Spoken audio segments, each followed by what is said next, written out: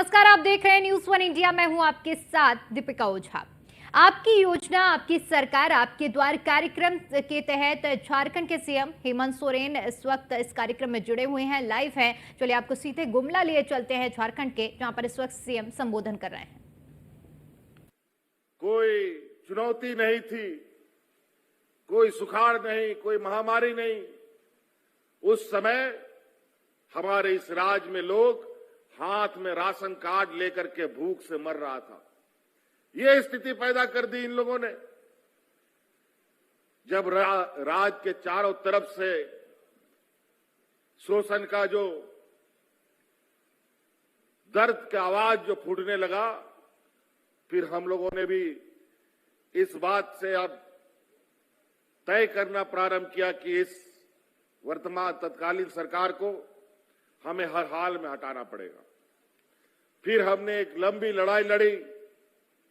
Double engine की सरकार को हम लोगों ने हटाने का काम किया, और जैसे ही हम लोग सरकार में बने तो आपको पता होगा कि कोरोना जैसा महामारी हम लोगों को घेर लिया।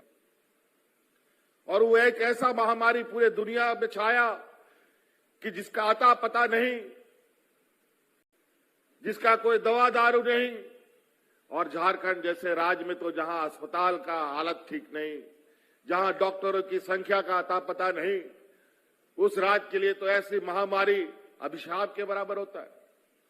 हम लोग को समझ में नहीं आया कि हम लोग करें तो क्या करें।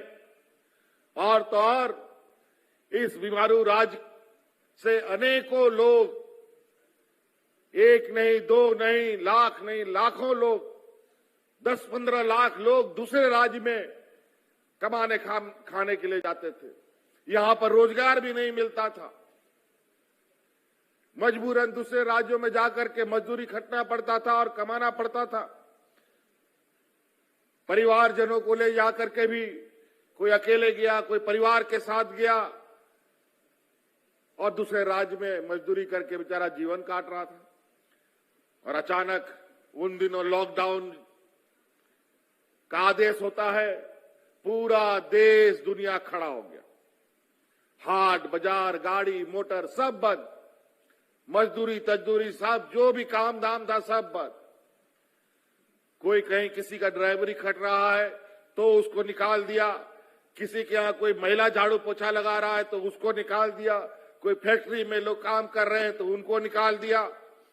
बेचारा दूसरा प्रदेश में वो लोग रहेगा तो कहां रहेगा। चारों तरफ से ये आवाजें आने लगी कि कोई दिल्ली में, कोई बेंगलोर में, कोई केरल में, कोई 7 समंदर पार, कोई अंडमान में मजदूर सब फंस गया है। वो घर आना चाहता है लेकिन आने का साधन नहीं। बहुत सारा लोग, किसी के पास साइकिल था तो साइकिल से चल दिया, किसी के पास रिक्शा था तो रिक्शा से चल दिया, किसी के पास मोटरसाइकिल था तो मोटरसाइकिल से चल दिया, और किसी के पास कुछ नहीं है तो वो पैदल भी चल दिया अपने घर की ओर। और उस समय इतना भयावह और डरावना स्थिति बना कि लोग सड़कों पर मरने लगे, महिलाएं बच्चों को सड़क में जन्म देने लगी। फिर अंतोगत्वा हम लोगों ने ये निर्णय लिया कि अपने मजदूर भाइयों को, झारखंडी भाइयों को हम लोग ऐसे अकेला नहीं छोड़ सकते।